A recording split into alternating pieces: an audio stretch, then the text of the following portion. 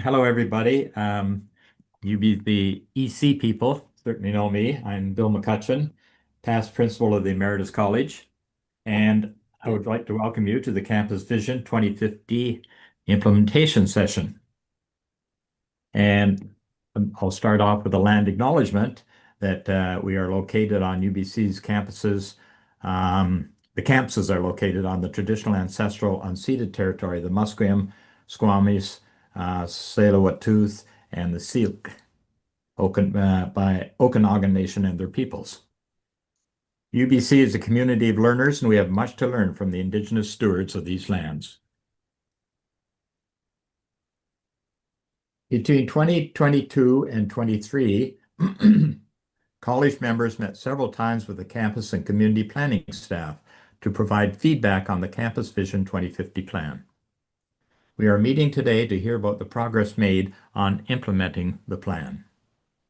Today, we are joined by three members in UBC's Campus and Community Planning: Michael White, Associate Vice President; Leah Gudatis, Senior Planner for Major Projects; and Madeline Sammer, Management and Engagement. And with that, I will pass over to Michael White. Great. Thanks very much, Bill, and thanks for having us back. Some of the best conversations we had during the development of Campus Vision were here with this group, and so we're happy to come back and give you an update on where implementation is at for Campus Vision. And I'll just touch on a couple points that I know have been really important to the group over the years, and Leah will expand on this in a moment, but a lot, especially with Bill Reese's involvement in previous years, a lot of emphasis on ecology and climate and the carrying capacity of the campus and ability.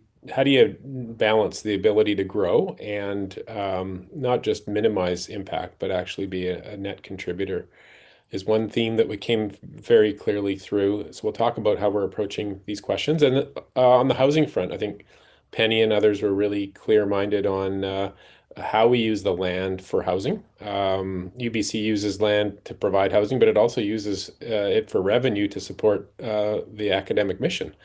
And there were calls to try to increase support for faculty housing, for student housing, through the conversations. And so we've tried to find a balancing act through the development of Campus Vision and the Housing Action Plan, which is associated with it, to try to do that, where we try to increase support for faculty housing and at the same time still allow the land to produce money, frankly, for the institution. So we're trying to find a balancing act and a number of, I've just pulled out a couple examples. Now, Leah, why don't you just take us through briefly some of the highlights of implementation and see how we're progressing. Yeah, sounds good. Thanks, Michael. Everyone can see the screen? Yeah, great. Okay, so yeah, as Michael mentioned, we're going to give like a short presentation. We're just going to cover some highlights, talk about next steps, and then we're hoping to spend most of the time in discussion and answering questions from the group. So Michael's already talked about Campus Vision 2050, and it's been about 2 years since we wrapped up engagement, and we're working on some key implementing documents. And we've grouped these key updates under 6 topic areas. So supporting academic projects, housing, ecology, transportation, etc. And we're going to spend about 2 slides each on these, giving an overview of some of the draft planning directions, as well as a map that shows some of the key projects that are coming along. And I'm going to be mentioning highlights, but if you'd like more information on anything that we're presenting today, you can either ask and we'll go deeper in our discussion time, or you can also go to the website, which also has a comment form. So if there's anything that you think of later that you want to provide feedback on, the comment form is open now. It actually just published right before this meeting started, and it's open until November 21st. To help situate this work, you can see Campus Vision here at the top. We're also working on the campus plan. And this is a plan for the academic areas. And we recently updated the Westbrook Place neighborhood plan. And those two they're more technical documents, and they provide further details that build on the vision. And then we also have several documents that dive deeper on specific areas of focus, such as rainwater, biodiversity, childcare, transportation, and all of out of these documents, the ones that you see framed in a red box, these are the ones that are being updated right now, which we're expecting to be approved in March 2026. And one thing to mention is that the assumptions of future development and spatial and physical needs, those come from Campus Vision 2050. And these key implementing documents that are being updated right now, they don't address the specific programs, timing, and funding of development projects. Those aspects are determined through other processes, such as the 5-year capital priority plan. So on the first subject of academic projects, here are some examples of the draft planning directions. We're talking about something like 400 to 500 pages of materials that we're just trying to get some of the highlights that we think would be interesting for people to hear an update on. And so just a few to highlight here are that there's new accessibility guidelines for buildings that are being developed. We're also working to preserve space, to continue to preserve space for land-based research and outdoor recreation. And we have some draft planning policies around reinforcing the distinctive character of the campus, such as protecting view corridors, identifying signature building sites, gateways, etc. So what this looks like on the ground is you might have seen the recently completed School of Biomedical Engineering, which is now named the Gordon B. Shrum Building. That was completed in 2024. Under construction right now, we have the Gateway Health Building, which is a new signature facility that integrates health science teaching and research with student health services. We also have Sauder, which there's an expansion project for Sauder, which we're expecting to be completed in 2027. And a few projects that are in the application process right now is Gateway North, which will be a new medical research lab next to the bus exchange, which we're expecting to be completed in 2027, as well as the South Campus Works Yard, which is being updated to improve the facilities for the operational needs of campus. And then there's a few projects that are in the future. We don't have a clear timeline for. That includes a new chemistry building, a new Applied One, which will be a sort of headquarters for the applied sciences, as well as Medicine One. For housing, essential services, and community amenities, as mentioned, this has been something that we've had quite a lot of development on over the last 2 years. So in June, we completed the Westbrook Place neighborhood plan amendment, and this enables housing for about 2,100 new housing units, as well as a small community hub of amenities. We've also, in the last 2 years, UBC has delivered around 500 rental units, and that includes around 300 faculty staff discount units. I understand from previous meetings that this group was especially interested in some of the faculty units and how that has been going. We're also in our draft planning directions, we've identified sites for future student housing beyond the Housing Action Plan target of 17,300 beds. And we're doing things like ensuring that childcare is considered for all new academic projects. And so on the ground, recently completed, we have the Recreation North facility, which is 100,000 square feet of activity space, physical, such fitness, physical activity, and recreation. That was completed earlier this year. Under construction, under the application process right now, We have St. John's College redevelopment, which will enable 1,500, more than 1,500 actually, student housing beds. Also, the fire hall, which has been relocated for the Sauder development, will be its new home will be the future St. John's College redevelopment, where it will be a social space. And then there's also a childcare facility right now under construction in Westbrook Place South, and two more, one in Orchard Commons, which could be as early as 2026, pending funding, and a future one in Westbrook Place South.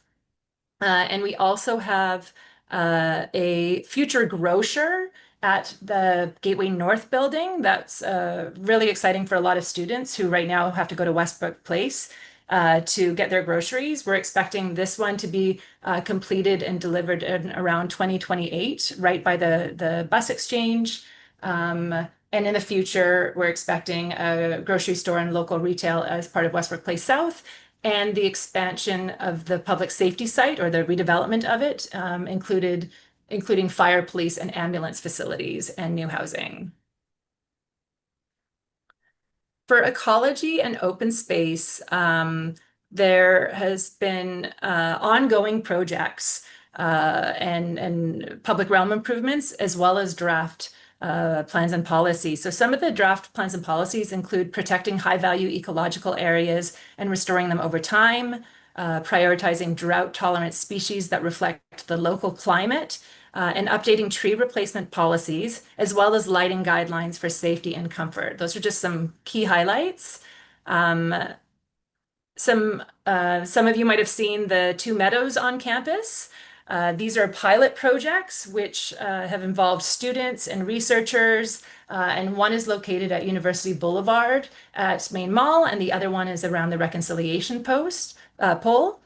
Then we also have a few projects under planning right now, such as I mentioned St. John's College redevelopment earlier. As part of that project, we're looking at University Boulevard transitioning to be a pedestrian route free of vehicular traffic in that southern portion of University Boulevard. So that could come be completed as early as 2029, depending on funding.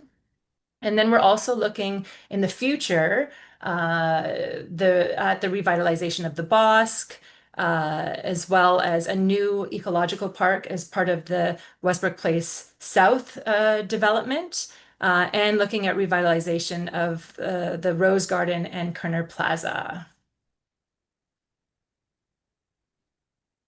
For transportation, there's been a lot of ongoing work on partnering to accelerate the delivery of the Millennium Line UBC SkyTrain extension. And as well as we've been increasing shared micromobility options. You might have seen the Mobi bike share on campus. And some examples of the draft planning directions that we're working on include expanding the pedestrian priority zone, enhancing active transportation, and a policy around ensuring accessible parking stalls are within around 100 meters of all academic buildings. And we're happy to answer more questions about any of these in the question period.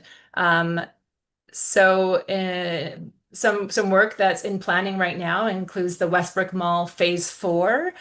So this is a segment of Westbrook Mall that will have bus and bike lane improvements.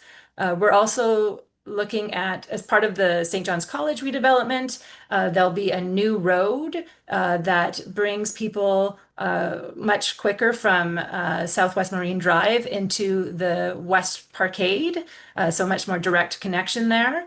We're also looking at, as part of the Westbrook Place South development, we're looking at a left turn from West 16th onto Binning Road, which will be completed as early as 2026. And we're looking at expanding Binning Road to be a new two-way separated bike path with the same timeline. So that's going to be part of the Westbrook Place South development. For future transportation improvements, We are working with the Ministry of Transportation and Transit to explore separated bicycle facilities on virtually all of the roads that come into UBC, which are under their jurisdiction. So this includes Marine Drive, West 16th Avenue, University Boulevard, and Chancellor Boulevard. And as already mentioned, we have the Future Rapid Transit and the shared micromobility. For Musqueam presence, some of the draft planning directions include restoring existing public spaces, such as we already mentioned the two meadows. In new open spaces, we're also looking at emphasizing Musqueam values through design, plant selection, rainwater management, and other strategies. We're also looking at managing rainwater, both in terms of quality and quantity, to mitigate downstream impacts on Musqueam streams. And we're also updating UBC's heritage policy to include Musqueam heritage and culture, as well as developing archaeological management guidelines. And so most of these projects we've sort of already covered under other topics, but I'll just mention a few that haven't come up yet. One is the Beatty Biodiversity Museum landscape. This landscape incorporates Musqueam presence strategies for planting and landscape design, and that's completed this year. There's also, I mentioned the Gateway Health Building, but what I didn't mention is that the design process involved Musqueam representatives, and it incorporates Musqueam values, including plantings with cultural significance, use of natural materials, filtered daylight, and indoor and outdoor Musqueam art. And this is expected to be completed later this year. And we also have the MOA landscape renewal. So the Museum of Anthropology has undergone seismic renewal, but also the landscape is being reimagined to better represent Musqueam territory, traditions, and culture. And it's being reimagined as a river estuary, and that is expected to be completed later this year. And in the future, we're looking at the 16th Avenue roundabout, which is being reimagined. It's an important campus gateway, and it's being reimagined to increase Musqueam visual identity through signage, language, art, iconography, and Indigenous plantings. And we're also looking at the Rose Garden and Kerner Plaza to increase Musqueam presence through new paving, art, and increasing biodiversity in the future.